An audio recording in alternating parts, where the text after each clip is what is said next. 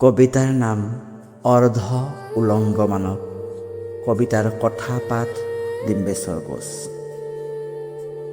তেওঁ নাচিছে চোৱা কিদৰে কঁকাল ঘূৰাই লাইক ভিউচৰ বাবে। কেমেৰাৰ আগত খুলি দিছে দেশৰ কাপোৰ চোৱা লাজ সন্মান সকলো বিসৰ্জন দি তেওঁ নাচিছে চোৱা। অৰ্ধলংগ সাজেৰে ঘূৰাইছে কঁকাল, টকা লাভত বিক্ৰী কৰিছে বিবেক, লাইক ভিউজ আৰু কমেণ্টৰ এক অন্ধ নিচাত পাহৰি গৈছে মান সন্মান। তেওঁ নাচিছে চোৱা অৰ্ধ উলংগ হৈ কৈছে অশ্লীল কথা, আমেৰিকান ডলাৰৰ লোভত বিক্ৰী কৰিছে নিজৰে লাজ মান।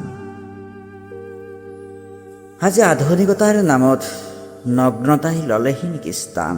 সিহঁতে ত্যাগ কৰিব নেকি অসমীয়া জাতিৰ নাৰীৰ স্বাভিমান? ঘৰৰ গিৰিয়েকজনো আজি মৌন দৰ্শক, কধৰাল তেওঁলোকৰ পুৰুষত্ব পত্নীৰ এই পতনত।